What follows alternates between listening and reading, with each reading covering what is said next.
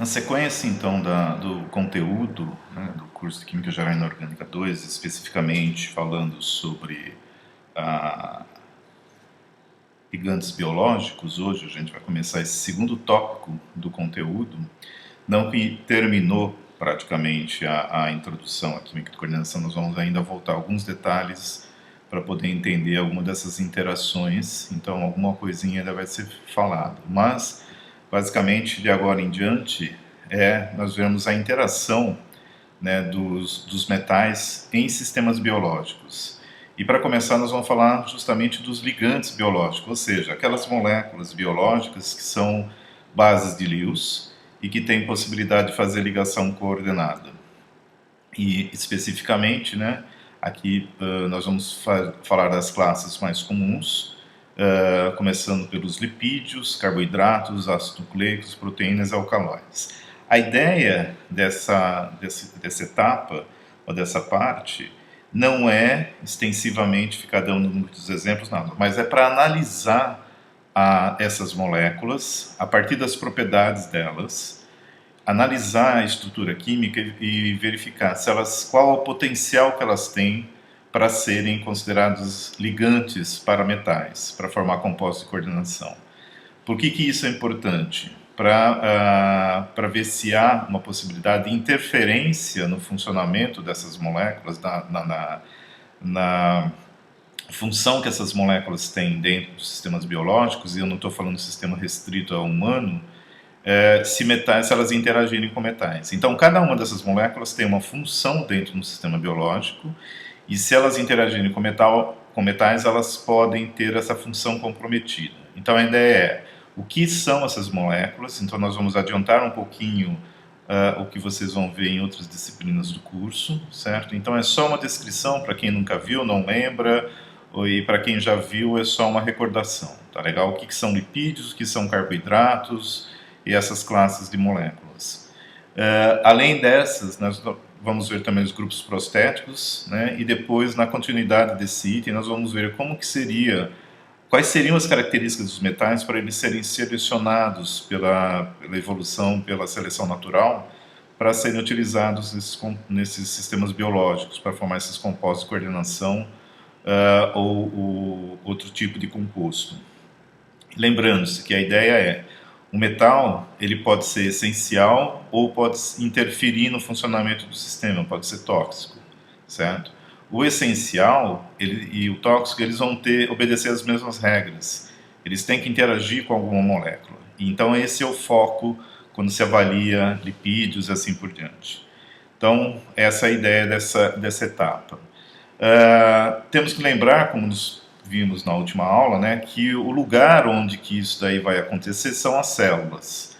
E as células, obviamente, são essas estruturas auto-organizadas que têm predominantemente na conformação, não importa se é célula animal, vegetal, de bactérias, etc., são moléculas orgânicas. E essas moléculas, se elas são chamadas orgânicas, elas são compostas por aqueles elementos que têm características orgânicas, tirando o carbono, nitrogênio, enxofre, oxigênio e fósforo, são bases de Lewis, certo? E aí podem interagir com os metais. Então, nesses sistemas biológicos, eles são, como eu disse, os metais, os compostos deles, eles podem ser definidos como funcionais, ou seja, proteínas que precisam de metais para funcionar, metaloproteínas, tipo a hemoglobina, por exemplo, a álcool dehidrogenase e outras. O próprio sistema de respiração celular da cadeia de transporte de elétrons precisa de ferro e cobre para funcionar. Ou eles podem ser tóxicos quando eles são ingeridos, entram no sistema e eles não fazem parte do sistema ou estão numa concentração muito elevada, certo? E quando eles não fazem, eles podem tomar o lugar de outro desses metais. Se a carga e o raio desses, normalmente são cátions metálicos, for muito parecido com aqueles que são funcionais, eles podem ser substituídos. Pode ser parecido a carga e o raio, mas as propriedades químicas não, certo? Então sempre vai depender da concentração, da natureza e de como eles vão interagir com essas moléculas que são consideradas como ligantes.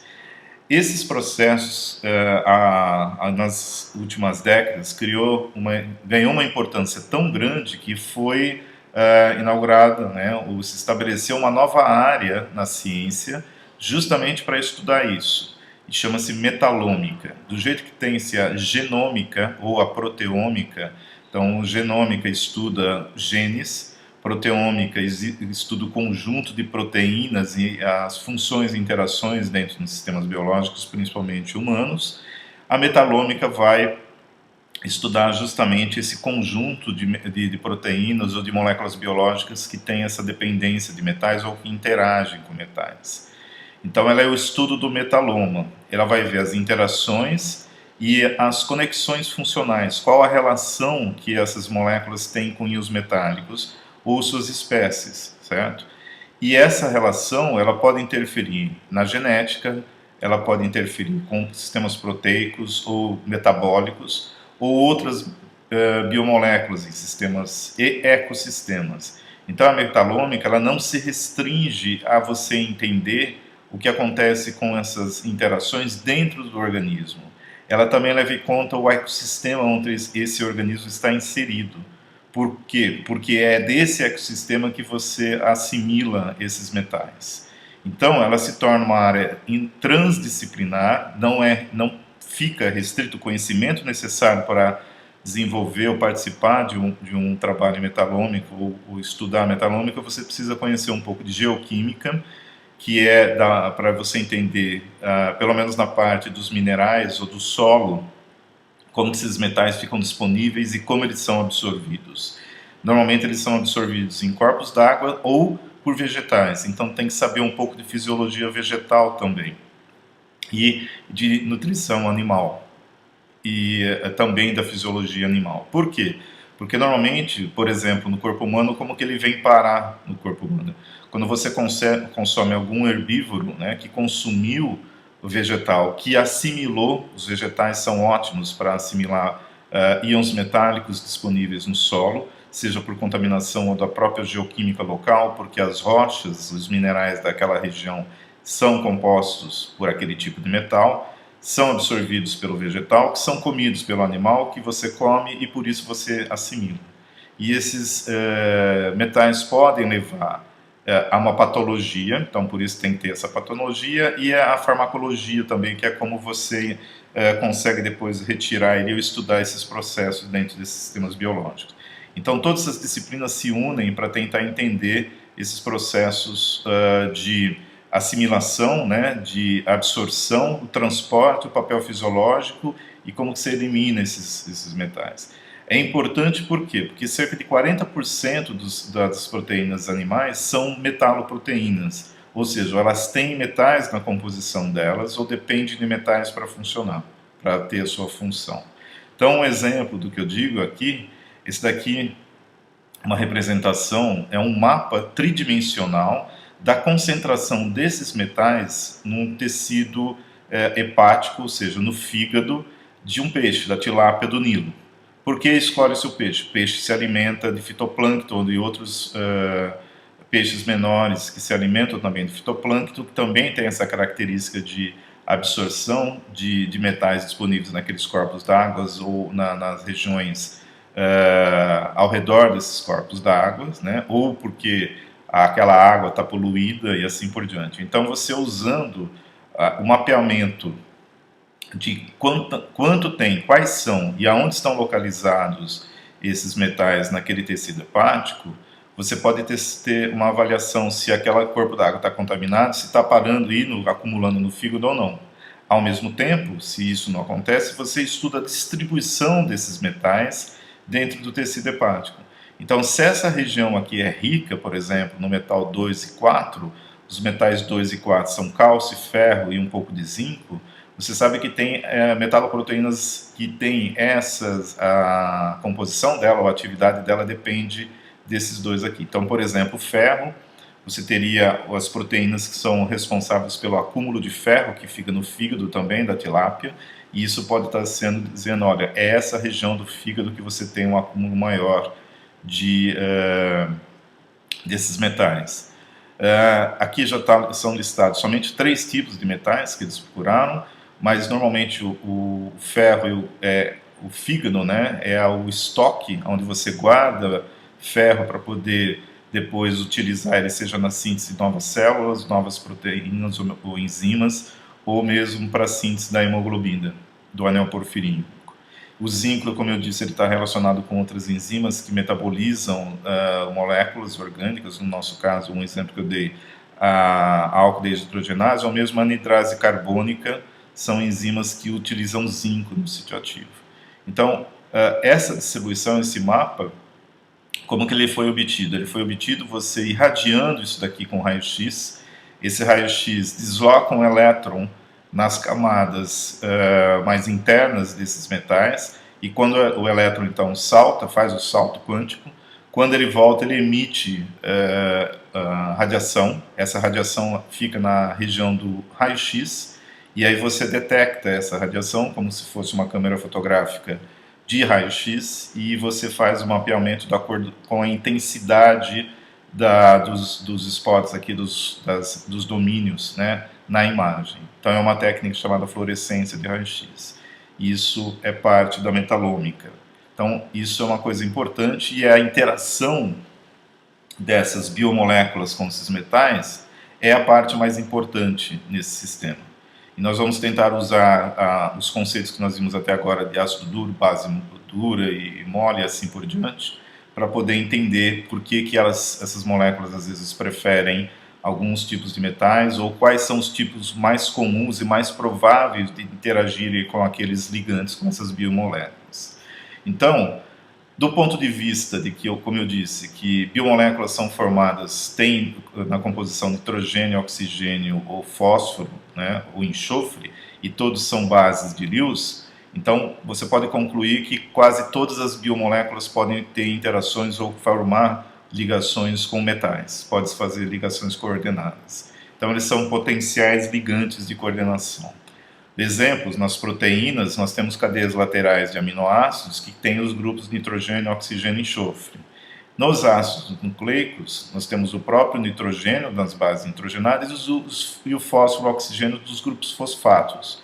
O próprio grupo fosfato em si também atua como um centro de interação, seja eletrostático, né, como no caso, por exemplo, de carboidratos e lipídios. Tipicamente em carboidratos você tem o grupo carbonilo, né, ou o oxigênio do OH, da hidroxila, ou você tem grupos fosfatos nas extremidades polares, na região hidrofílica dos lipídios, né? E além disso, você tem as insaturações, as duplas sistemas PIS, né, onde você pode ter interação puramente eletrostática, sem ser do tipo de coordenação. Tecidos sólidos, como o tecido ósseo, que é feito de um composto chamado hidroxiapatita. Então, como o próprio nome diz, ele tem OH e tem a apatita é uma fase de um fosfato, certo? Então, tecidos ósseos também podem acumular metais ou interagir com isso. O tecido dentário, né, também tem essa composição, e aqueles cálculos que a gente já falou anteriormente, que são formados a partir da interação de metais com moléculas produzidas no metabolismo, como o oxalato, por exemplo, né, ou outros tipos de metabólitos que possam formar sistemas sólidos. Cálculos renais, biliares, aqueles articulares da gota que nós já vimos. Então, tudo isso representa os potenciais de interação entre metais e os ligantes, né, classificados como biomoléculas. Então, algumas dessas moléculas, né, que é importante dizer, estão presentes na primeira barreira de proteção da sua célula, do seu sistema biológico. Então, aqui é uma representação da membrana celular. Você tem os lipídios, que são representados aqui. Essas esferas amarelas representam a parte polar ou hidrofílica, ou cabeça com fosfatos e grupos carboxílicos, ou de outros tipos de lipídios, certo? Essa região aqui em preto é a cauda hidrocarboneto, ou seja, é a parte apolar, hidrofóbica, que fica para dentro da membrana, e incrustado na membrana, ou fazendo parte da membrana, você tem proteínas que formam canais, certo? Você tem diversos tipos de função para essas proteínas, você tem colesterol também, você tem glicolipídios, ou seja, o que são glicolipídios? São lipídios que têm um grupo, além do próprio lipídio, está ligado nele um glicídio, ou seja, um carboidrato, tá? um glicídio, que é um açúcar, né, no caso, que também é classificado como carboidrato. Então, para fora aqui, glicoproteínas, proteínas que você também tem um grupo de glicídio, ok? Então, perceba, proteínas você tem na cadeia, você tem essas bases aqui direcionadas para fora, que é onde, o primeiro lugar onde o metal chega, né? Você não tem os ácidos nucleicos aqui, mas você tem lá dentro da célula, se ele conseguir entrar e atravessar. Você tem tanto carboidratos, lipídios, né? Os ossos, os sistemas sólidos você não tem, mas a maioria das moléculas tem. Então a ideia é que você tem essa interação, esse potencial de interação já está na primeira barreira de defesa celular. Então aqui, se você olha desse modo, você tem todas essas proteínas que estão, ou essas moléculas, né, esses complexos moleculares, que ele fica tanto do lado de dentro, quanto do lado de fora, quanto do lado de dentro da membrana, certo? E algumas dessas proteínas são canais que controlam a entrada justamente de alguns íons metálicos. Então, esse tipo de interação, se ele acontece aqui fora, como nós vimos na aula anterior, que quando você tem essas proteínas ou esses resíduos aqui fora, eles podem ser sinalizadores moleculares de processos que estão acontecendo dentro da célula. Se você bloqueia um desses, você também altera a função aqui dessa parte interna da célula. Então a ideia é, tem alguma possibilidade de interação aqui por presença de bases de Lewis na composição dessa molécula? Tem. Então isso pode ser um problema. Então a entrada e saída desses metais vai depender da interação, né, com essas moléculas, ou até interferência no metabolismo celular também, e você pode alterar a homeostase, que é a concentração entre o lado de dentro e o lado de fora da membrana de concentração de íons, tanto metálicos como não metálicos, né? Você pode alterar a regulação enzimática, você pode alterar o mecanismo de geração de energia, porque ele depende também contém íons metálicos, né? E depende também de oxigênio, por exemplo, e com isso, nesses sistemas aeróbicos, e com isso você também pode interferir bloqueando esses sítios, né, com oxigênio. A ideia é que é usar esses conceitos de química de coordenação para a gente entender essas interações e potenciais interações do ponto de vista eletrônico, da formação e estabilização desse tipo de ligação, tá?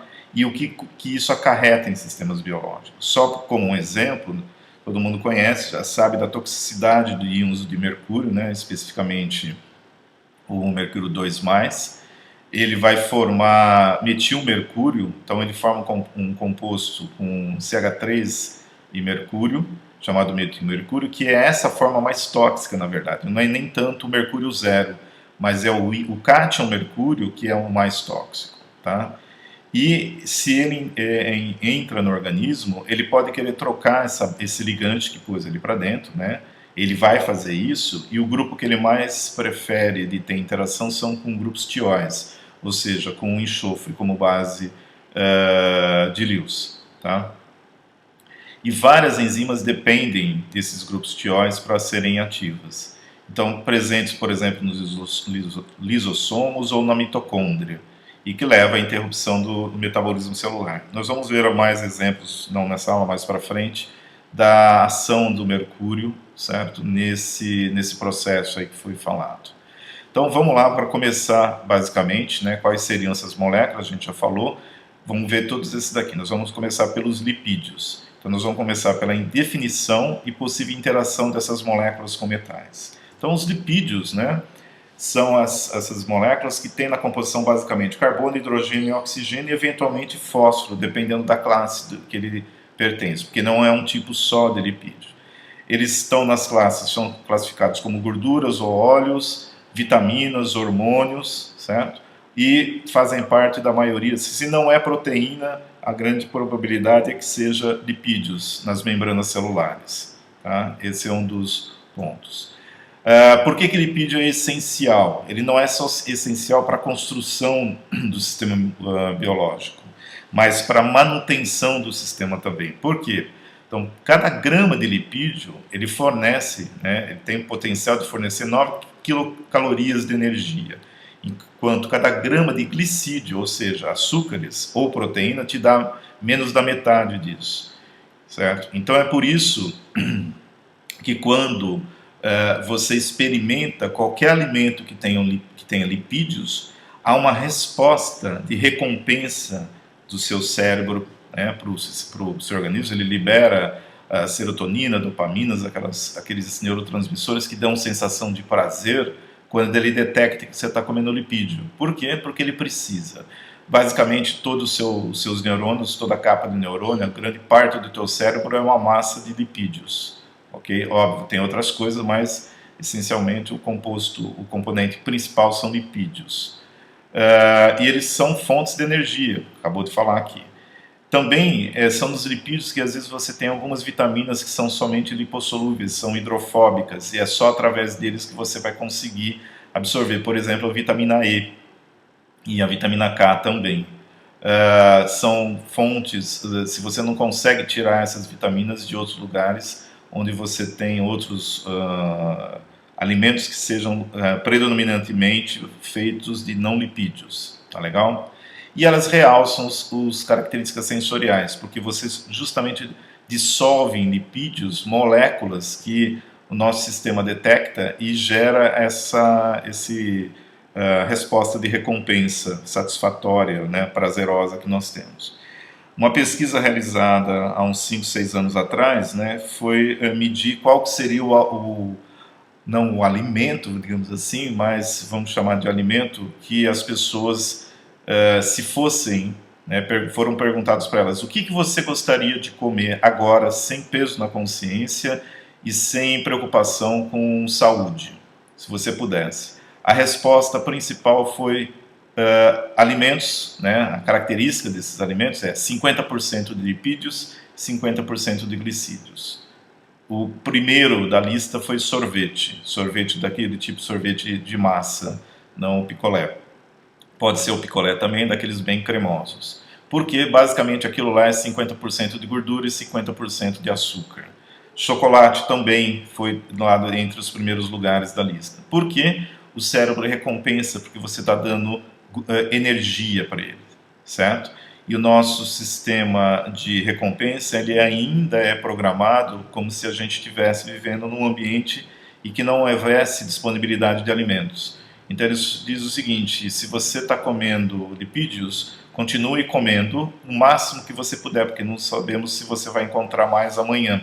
E eu te convenço a isso, te dando uma recompensa. Então nós acabamos ficando condicionados a esse comportamento de se comer e imaginar alimentos ricos em lipídios como primeira opção, hoje em dia chamada de comida conforto, né? Justamente pela resposta do seu sistema do seu cérebro, do seu sistema de recompensa, dizendo: coma porque eu preciso, tá? E esse sistema está programado para você viver na savana e não para viver numa cidade com supermercado ou com toda quantidade de calorias disponíveis. Então, é basicamente isso. Os lipídios são importantes porque eles fazem parte da construção do seu sistema biológico, membrana celular, e faz parte da manutenção também do sistema. Eles são classificados em 4 tipos, basicamente, né? 5, porque tem outros tipos que são em menor quantidade, mas os principais são ácidos graxos, triacilgliceróis, glicerofosfolipídios, esteroides e os chamados outros. Então vamos lá, o primeiro são os ácidos graxos, que tem como característica a presença de um grupo carboxílico e uma cadeia de hidrocarboneto que pode variar, né? Esse C aqui pode ser de 4 até 24 carbonos, com cadeias de 1 a 6 saturadas ou insaturadas. Vocês vão ver isso em orgânica, em bioquímica provavelmente, então eu vou passar mais rápido por aqui, tá legal? Então ele tem que ter um ácido carboxílico ligado a uma cadeia de hidrocarboneto, que vai variar em tamanho e saturação. É essa a definição para você identificar. Aqui tem uma lista, né, dos ácidos graxos mais comuns em óleos e gorduras comestíveis, os saturados e os insaturados, e dentre esses a gente destaca 3 que são os mais comuns. É o ácido palmítico, o esteárico e o oleico. Então a diferença aqui está no tamanho da cadeia, certo? E na presença de insaturação, que é uma ligação dupla. Então todos eles têm carboxílicos aqui numa extremidade, que é a chamada cabeça polar ou a hidrofílica, e a cauda, que se chama de hidrocarboneto, que é a polar ou hidrofóbica. Essa diferença de tamanho de cadeia, que ela é importante, que nós vimos já quando nós vimos na parte 1 do curso, né, as interações de dipolo induzido, as forças de Van der Waals lá, ou as forças de dispersão de London, que quanto mais longa a cadeia de hidrocarboneto você tiver, mais você consegue induzir o dipolo e maior vai ser a viscosidade. Se você pensar em termos de montar uma membrana celular, entre os lipídios você não tem ligação coordenada, ligação covalente, desculpe. Você não tem ligação covalente. A membrana é basicamente mantida por interações de Van der Waals, ou forças de dispersão de London, ou dipolo induzido e dipolo induzido. Então, nesse caso do ácido esteárico, ele tem maior quantidade de mais longa essa cadeia, ele vai fazer uma interação maior, a viscosidade disso daqui vai ser maior. Já o ácido palmítico, ele tem uma cadeia menor, ele seria mais líquido. E esse caso do oleico, como essa cadeia é interrompida, a geometria dela linear, você tem uma diminuição da área que você consegue fazer a interação do tipo dipolo induzido e dipolo induzido. Então a viscosidade vai ser bem menor também. Tá? Nós vamos ver que esse tipo de lipídio em cadeia, em membrana celular, ele contribui para a desestabilização dessa membrana. O ácido palmítico, né, ele é um dos mais consumidos no mundo e ele tem aplicações desde fritar alimentos. Se você frequenta redes de fast food, provavelmente você vai estar comendo ácido palmítico. Aqui no Brasil eu não tenho essa informação, mas na Europa e nos Estados Unidos você frita batata frita em ácido palmítico, em óleo de palma ou azeite de dendê, como é conhecido aqui. Mas ele tem desde essa aplicação até você usar ele como arma em guerra, arma não de destruição em massa, mas uma arma com pouca moral, como a maioria das armas são, certo? Que aqui está um exemplo da semente de onde é extraído. Um dos problemas do ácido palmítico, né, que é encontrado no óleo de palma, no azeite de dendê, é que há um consumo, uma demanda muito grande por esse óleo, como eu disse, para redes de fast food, certo? Não só nos Estados Unidos, na Europa, mas no Sudeste Asiático. Para nós aqui no Brasil é o óleo de soja que você tem em abundância, para eles é o óleo de palma. Então o que acontece principalmente em países que têm a economia dependente da venda disso, eles fazem destroem a floresta, certo? Para plantar palmeira.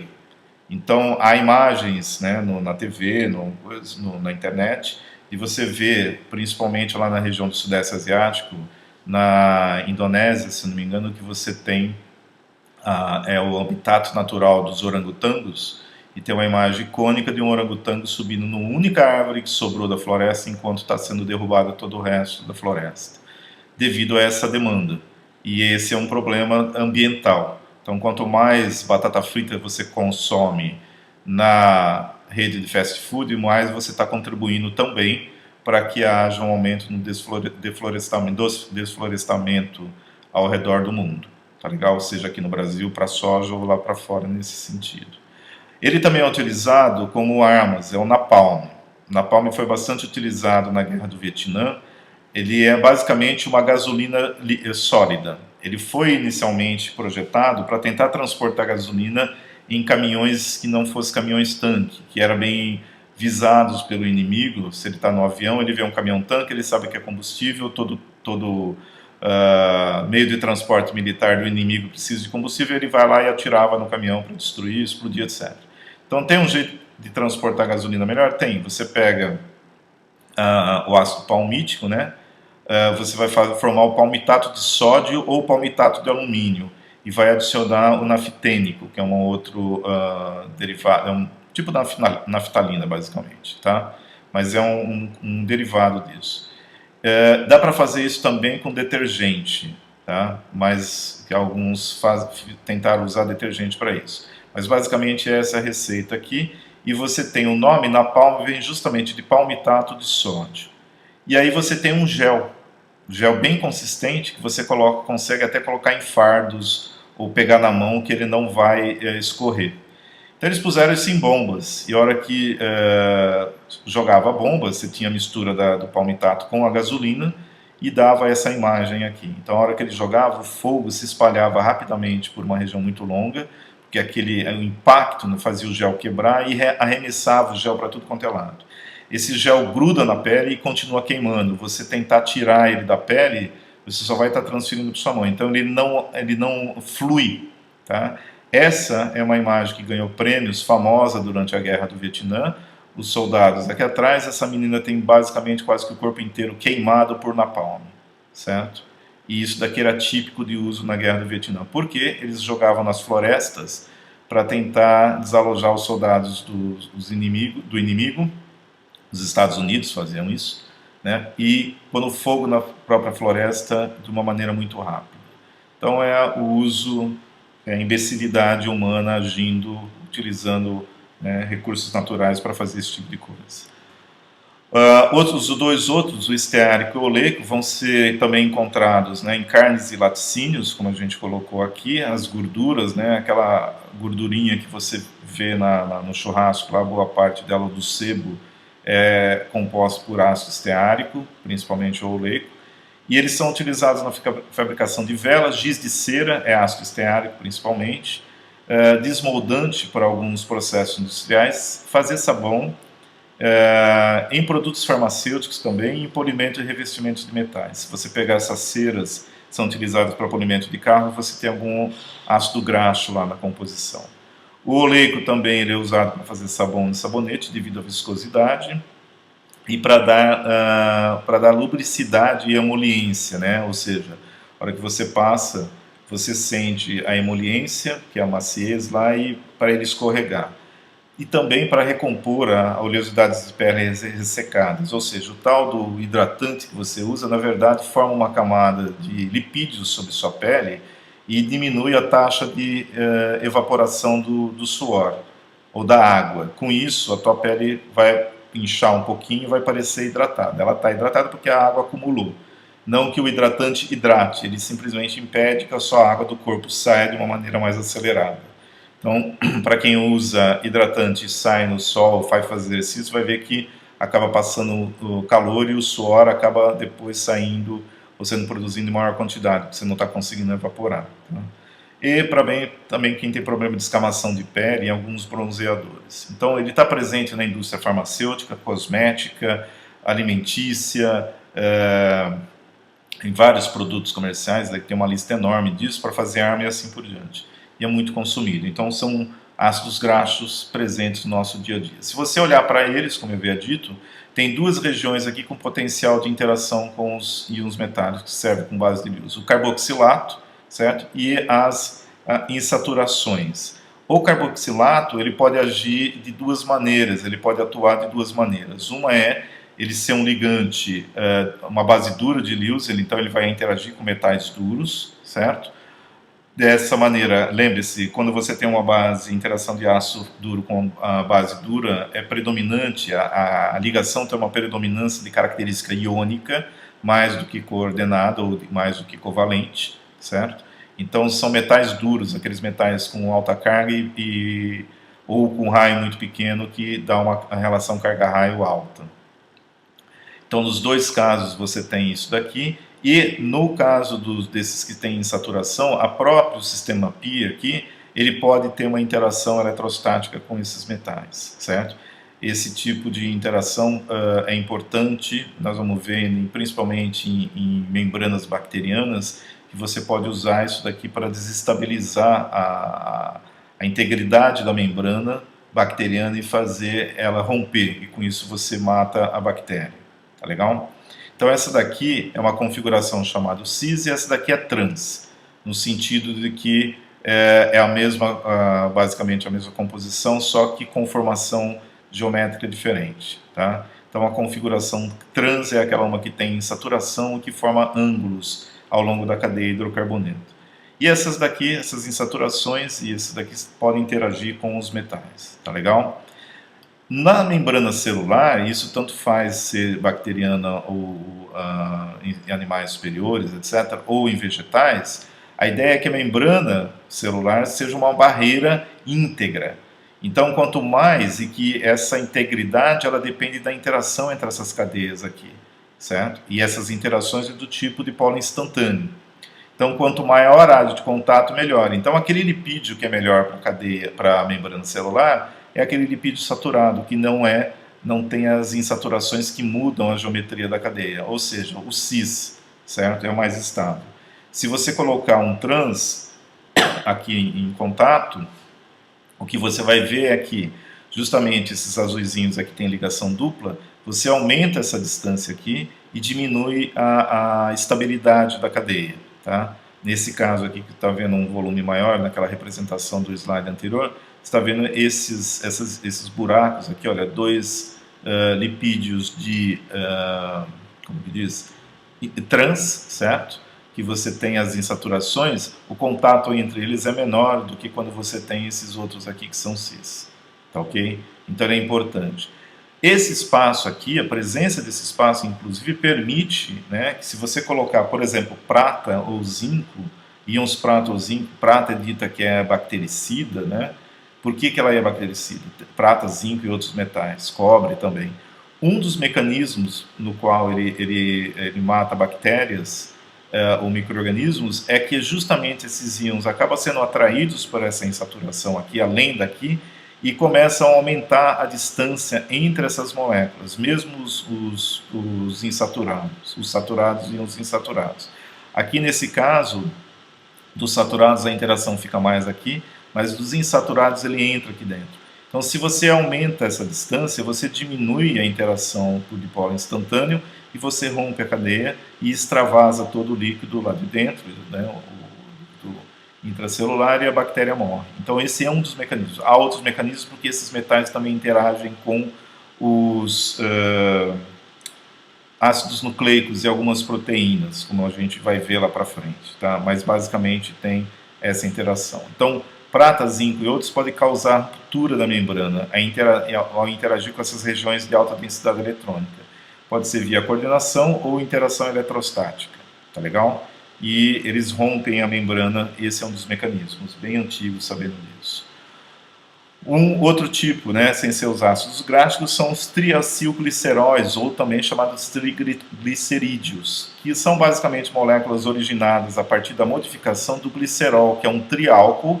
Então você tem 3 grupos COH aqui, caracterizam um álcool. Você substitui esses OHs por ácidos graxos, certo? Então você tem o chamado resíduo de glicerol, que é o que sobrou depois da remoção do OH, e você liga aqui aquele outro OH, tira o hidrogênio, né, e faz a ligação direta com o carbono. Cada um pode ser 3 iguais ou 3 diferentes, por exemplo, como esse caso aqui, o palmítico, o transoleico e o ácido alfa-linoleico. Pode ter insaturações ou ser totalmente saturado. Então depende, há uma infinidade grande de triglicerídeos. Você encontra bastante triglicerídeos em uvas, principalmente uvas vermelhas ou uva roxa, certo? E nos vinhos também. O glicerol, por exemplo, né, o chamado lágrima do vinho, quando você agita a taça de vinho e você vê a chamada lágrima do vinho, na verdade, aquilo lá é glicerol que está escorrendo pela parede no caso. É um tipo de álcool, mas também você tem alguns ácidos graxos na composição, tá? Regiões com potencial de interação são as carbonilas, certo? Os duplasol, C-dupla-O aqui, dos originários dos ácidos graxos, tá? E as próprias insaturações. Carbonilas são bases duras de Pearson, então vão ter preferência pelos ácidos duros, que são aqueles metais com alta carga e raio pequeno. Então, nós vamos falar dele de novo.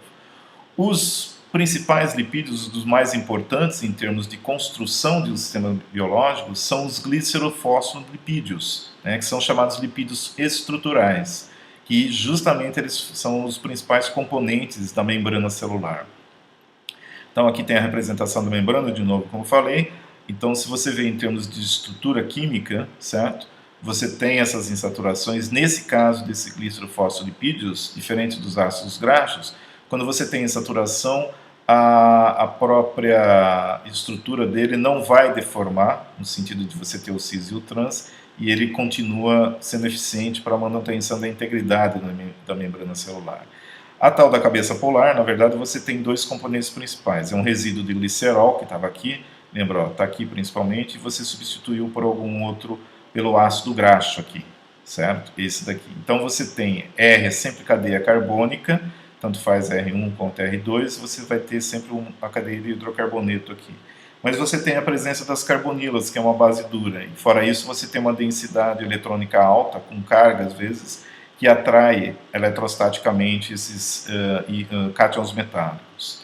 O grupo fosfato aqui presente também, ele também é uma base dura de Pearson, e ambos os grupos aqui vão atrair ácidos duros. Aqui uma lista, basicamente. Então você tem alguns aqui dos metais alcalinos, os metais de transição, por exemplo, galho, alumínio, crômio, cobalto, ferro, certo? Ele também pode atrair alguns ácidos moles, porque é uma região com carga, região carregada de alta densidade eletrônica. Então, por exemplo, como eu disse, prata, cobre, né, mercúrio, cádmio e assim por diante. É tipicamente eletrostática, enquanto que essa outra aqui, ela é uma ligação mais com características iônicas, né, porque são ácidos e bases duras. Nos lipídios estruturais, você tem uma variedade grande desses lipídios de acordo com o tecido que ele está formando. E o principal variante está aqui nesse grupo ligado ao fosfato. Então esse Z aqui, ele pode ser essa variedade de moléculas. Então se você tiver um H, ele é chamado ácido fosfatídico, tá? Que é utilizado como precursor de outros lipídios, onde esse hidrogênio sai para você colocar outras cadeias. Se você tem esse outro ácido aqui, né, esse aminoácido, poderia ser o caso aqui, você tem a fosfatidilcerina, tá? Que também está presente na membrana celular em contato com o citosol, está do lado interno. Se você tem esse outro grupo polar e carregado, né, é a fosfatidiletanolamina. Então ela está presente principalmente na massa branca, né? Você tem a massa cinzenta e a massa branca, a massa escura também do cérebro. Ela é um dos componentes principais da massa branca do cérebro. A fosfatidilcolina, né, que é o principal componente da membrana celular também, é esse outro onde Z substituído por esse grupo também carregado aqui com nitrogênio. Se você tiver esse composto que parece um anel basicamente com às vezes parece um pouco um carboidrato, é o fosfatidilinositol, que ele está presente também na membrana celular do lado de dentro, contato com o citosol. Se você tiver esse álcool aqui, é o glicerol, na verdade, olha aqui, ele aqui, ó, o OH aqui do lado, o OH aqui do lado, foi substituído um OH aqui. Você tem o fosfatidilglicerol, tá? Ele é usado como surfactante pulmonar, que nós vamos ver isso mais para frente, mas quando você nasce, né, quando você esvazia o pulmão, uma das coisas que o médico faz, que é te dar o tapinha lá, ou te dar um chacoalhão para você se manifestar que você chegou na vida aqui fora, é também para ver se não há o colapso dos pulmões. Porque o tecido pulmonar é tão fino, né, que a tensão superficial da camada de líquido que fica na superfície dos alvéolos, que tem uma camada líquida lá, a tensão superficial da água lá, pode fazer os alvéolos fecharem, colapsarem. E para evitar isso, diminuir a tensão superficial da água, ele utiliza esse fosfatidilglicerol dissolvido lá. Certo? Com isso, você diminui a tensão superficial e evita. Então, ele é um surfactante pulmonar. Quando você tem esse grupo que tem fosfatos e ácidos carboxílicos aqui, você chama de fosfatidilglicerol. E eles estão presentes principalmente em membranas de bactérias e mitocôndrias. Tá? Perceba, então, que além desses grupos típicos, quando você tem esse grupo adicional aqui, você vai ter um monte de bases de Lewis, caráter especificamente duro, certo? O nitrogênio já é mais mole, mais intermediário, o amônio é uma base dura também, mas eles têm interação basicamente com ácidos duros. Esses são os principais metais que vão fazer essas interações em sistemas biológicos. O outro tipo é os esteroides, também são lipídios, derivados desse grupo molecular aqui, dessa estrutura química, chamado ciclopentanoperidrofenantreno, certo? Você faz algumas modificações aqui, principalmente em grupos lateral, mas essa estrutura é a espinha dorsal dos esteroides, que são uma classe de hormônios, vitaminas, normalmente vitaminas lipossolúveis, e também estão presentes em membranas celulares. Tá? Vou falar de alguns deles, 3 ou 4 deles principais. O colesterol é o principal. O colesterol faz parte da membrana celular, ele está embutido dentro da membrana celular também. Tá? Então ele não é necessário isso, certo? Para que você construa células. O colesterol é ruim quando você consome demais, que ele também acaba depositando nas suas artérias e veias. Então ele é componente essencial de membranas celulares, principalmente dos mamíferos. Tá? O outro é o estradiol, que é o hormônio sexual produzido pelos folículos ovarianos, ou seja, o hormônio sexual feminino. Ele também é responsável por manutenção dos tecidos, garantindo elasticidade da pele e também elasticidade dos vasos sanguíneos. Se você tiver enrijecimento de vaso sanguíneo, você pode ter bloqueio, varizes, problemas de pressão e assim por diante. E ele também está envolvido na reconstituição óssea, ou seja, na intermediação de captura de cálcio e depósito de cálcio e fosfato nos ossos, certo? Então, essas variações hormonais que tem ao longo da vida das mulheres, ela pode estar, ela reflete, né, nesses outros tecidos aqui, na pele, nos vasos, tecido hematopoético e reconstituição óssea. Ele é associado também à autoestima feminina. Há trabalhos científicos mostrando que quanto maior a concentração do estradiol, quando a mulher se olha no espelho ou se percebe como pessoa, ela se sente mais bonita, com autoestima mais elevada, mais atraente. Então, não quer dizer que a autoestima, certo, feminina é só devido à presença de estradiol. Okay? Existe todo um componente cultural, social, etc., psicológico, mas há alguns casos onde, né, a falta de autoestima está ligada a variações hormonais também, especificamente do estradiol, tá ok? O testosterona é do outro pessoal, aqueles que não têm ovário, né, e é responsável também pela característica e manutenção das características masculinas. Um homem adulto, normalmente ele tem de 30 a 20 vezes mais testosterona do que uma mulher adulta, que ela também tem que ter para a regulação de alguns outros tipos de processos biológicos. Altos níveis de testosterona, isso é um assunto que foi tratado também num artigo científico, quem quiser ler só me pedir que eu passo, tá? Ainda por períodos curtos, de 6 a 10 horas, mata cultura de neurônios. Ou seja, se é daquele tipo, né, que o cara tem alta concentração de testosterona, refletido no comportamento dele também, ele pode matar neurônios. Tudo bem, isso foi feito em cultura em placas, né, em culturas in vitro dos neurônios. Mas há uma sugestão que isso também pode acontecer no sistema in vivo. Tá legal? Isso, obviamente, de novo, não é exclusivo, no sentido de que é isso que determina a morte neuronal, mas isso daí está envolvido também. Então, há mais estudos a serem feitos. O outro tipo é o cortisol, que é o chamado hormônio do estresse, né, que a gente está usando bastante ele ultimamente. Ele é produzido na suprarrenal e ele dá a resposta para aquela situação do fugir ou lutar, né, que é o típico do instinto animal numa situação de perigo, seja ela real ou seja ela imaginária. Então hoje o estresse, muitas vezes que a gente tem, é convencer o cérebro que aquela situação é uma situação real e muitas vezes não é, e te dá esse problema de aumento de cortisol. Então ele tem uma resposta muscular, a situação aumenta a pressão arterial e o aumento de glicose disponível em circulação também, certo? Se você fica muito estressado, você aumenta muito o cortisol, e essas duas coisas, pressão alta e glicose alta, pode levar a problemas, no caso de glicose, falência renal ou comprometimento tudo que um diabético tem, por exemplo. Então, o aumento de cortisol pode levar também a síndrome, né, metabólica.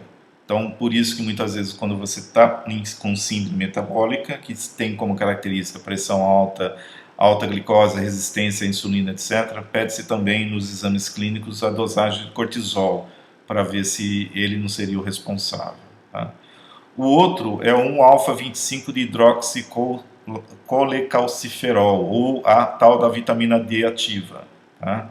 Ela é responsável, ela também é um esteroide, é um lipídio, ela é responsável pelo aumento da concentração em circulação, a concentração sérica de cálcio 2+, e promove a absorção intestinal do cálcio a partir da dieta. Então, se você tem falta de vitamina D, você acaba tendo problemas, né, que se fala de osteoporose ou de falta de cálcio para outros processos, não só de osteoporose, mas o cálcio é utilizado para ativar respostas neuronais, né, o transporte, o tal do sinal nervoso, quem faz basicamente, quem dispara ele é cálcio, tá legal? Então você precisa de cálcio não só para os ossos, mas também para o funcionamento do sistema nervoso. E ela está ligada diretamente ao processo que deposita cálcio nos ossos e nos dentes. Então a falta de vitamina D tem uma consequência muito grave para o funcionamento do organismo, tá?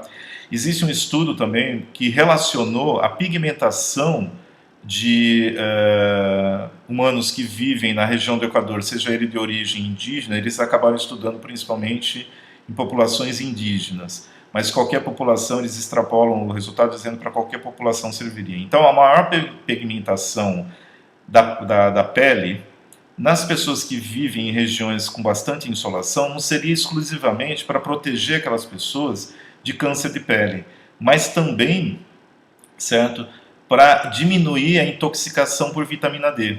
Por quê? Porque como a incidência de UV ali é muito alta, né, você está na região equatorial, principalmente ou tropical, você produz muita vitamina D. Ela é produzida na pele por estímulo de UV, então ela é fotoestimulada, que é a história que você precisa tomar sol para produzir vitamina D. Até os prisioneiros têm esse direito para poder não ter problemas de saúde, certo? A ideia do banho de sol lá que se fala. É para isso principalmente. Então, se você tem essa exposição, fica para fora muito tempo no sol, você pode ter uma intoxicação por vitamina D, certo? Porque quanto mais você produz, mais ela acaba agindo. Então, para evitar, por exemplo, formação de calcificações anômalas, cálculos renais, a seleção natural acabou selecionando aqueles uns, não acabaram não morrendo disso, por exemplo, são aqueles uns que produziam mais melanina. E por conta disso, protege não só mais da probabilidade de câncer de pele, mas também contra a intoxicação por vitamina D. Tá? Então, o nível de pigmentação da pele dessas populações seria maior, perto da linha do Equador, para evitar também isso, não exclusivamente só câncer de pele. As regiões aqui para interação, observem bem, você tem OHs, que são bases duras, né? Você tem C-O, você tem carbonilas, você tem sistemas aromáticos, então você pode ter interações com C-O, com os OHs, que são bases duras, e sistemas PIs, inclusive cátion-pi, certo? Porque são sistemas de anéis benzênicos. Outros lipídios que não têm, são presentes em todos os sistemas biológicos, mas também são importantes, né? Por exemplo, são aqueles que, além de ser aqueles encontrados nas membranas celulares, tem outros que não são componentes de membranas, são classificados como lipídios e têm nas propriedades, baseados na propriedade fisicoquímica deles. Então, por exemplo, quando você pega uma folha de uma planta, certo, que você parece, ela é hidrofóbica, você vê que ela não molha, e parece que tem um óleo por cima, uma cera, aquilo lá realmente é uma camada de lipídio, certo? Ela está na chamada cutícula aqui. Aqui é um tecido vegetal, você tem a epiderme, o chamado parênquima, paredes primárias, e por cima disso tudo tem uma camada de lipídio. Para evitar o quê? Desidratação. É uma barreira impermeável à água para não entrar e para também controlar a evaporação, para ser controlada somente pelos estômatos. E, mais do que isso, você impede a infecção de bactérias ou fungos aqui. Por quê? Porque como bactéria e fungo precisa de água para poder sobreviver, se você não deixa a água acumular em cima da planta, a umidade, através de uma camada hidrofóbica, você diminui a probabilidade de infecção também.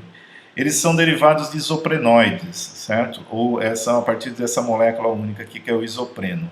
O poliisopreno, quando você coloca ele em cadeia, é o látex, que dá origem é o látex natural, certo? Você faz borracha lá a partir dele, o natural.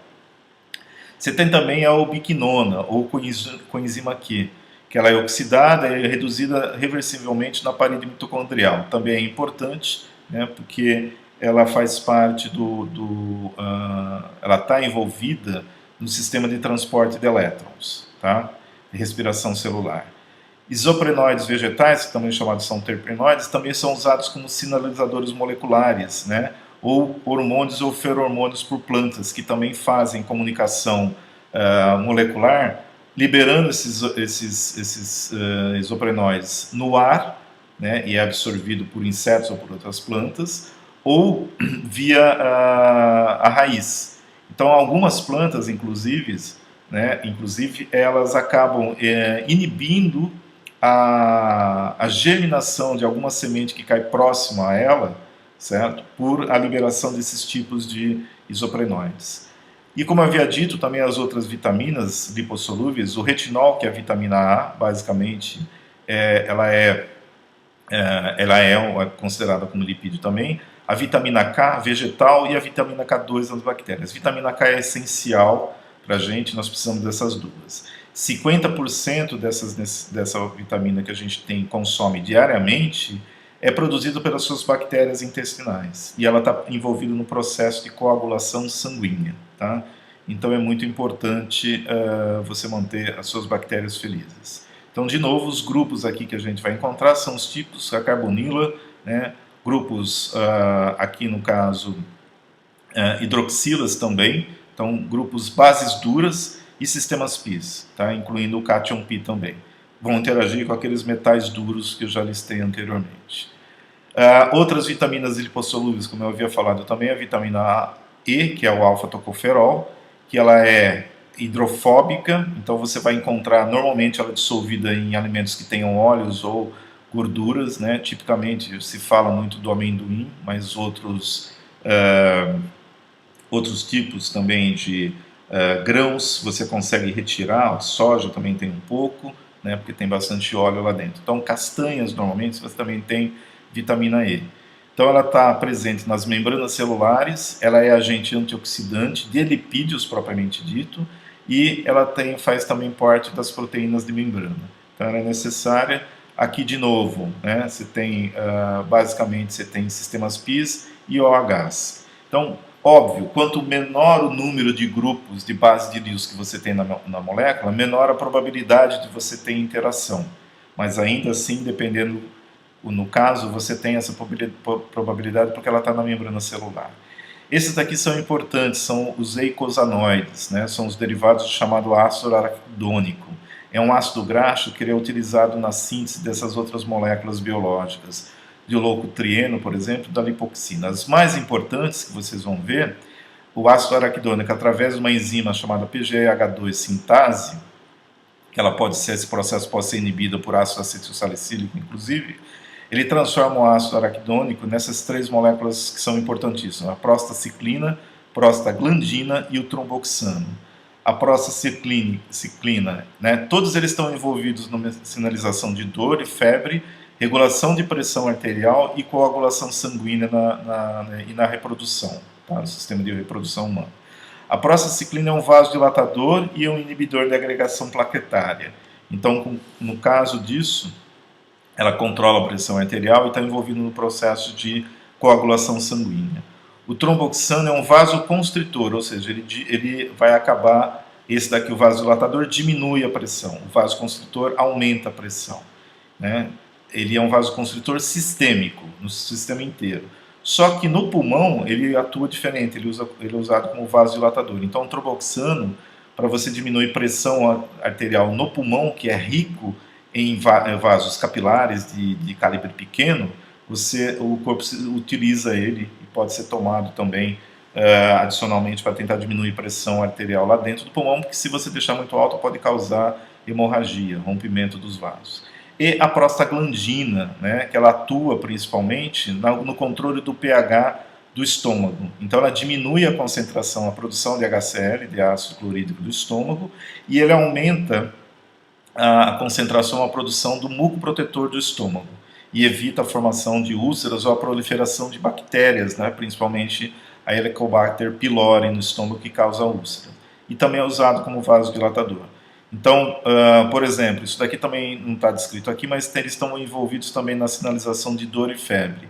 Então, ele sinaliza, ou ele desencadeia o processo ele sinaliza a dor e desencadeia o processo de aumento de temperatura corporal. Se você quer fazer com que isso cesse, você tem que tomar alguma coisa que iniba a produção compostos, certo? Então, por isso o ácido acetilsalicílico, ou o principal componente da aspirina, diminui a dor e diminui a febre também, é usado como antitérmico, porque ele bloqueia a síntese, né, a conversão do ácido araquidônico pela PGH2 sintase nessas moléculas que fazem parte desses sistemas. Olhando para elas de novo exclusivamente como ligantes, biomoléculas que são ligantes para os metais, a gente vai ver repetir o que a gente já tinha visto antes.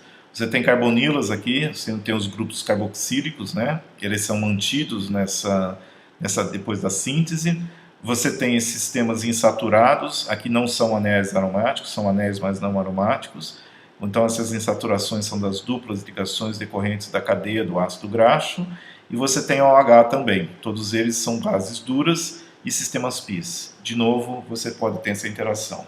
No caso do ácido carboxílico aqui, há uma probabilidade maior de interação com metais desses eicosanoides do que com a vitamina E, justamente porque ela é mais rica nessas bases ou em sistemas onde você tem cargas, né? Ou, no caso, uma densidade eletrônica mais elevada. Então você pode ter as interações eletrostáticas também.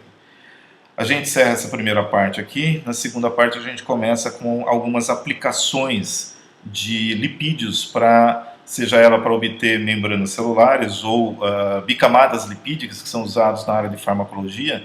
Atualmente está sendo usado inclusive para poder empacotar, né, vacinas à base de RNA, para que esses RNAs fiquem protegidos porque eles sejam liberados lentamente quando injetados no corpo. E alguns outros processos que utilizam essas propriedades de lipídios em formar bicamadas e são exploradas na produção de outros elementos.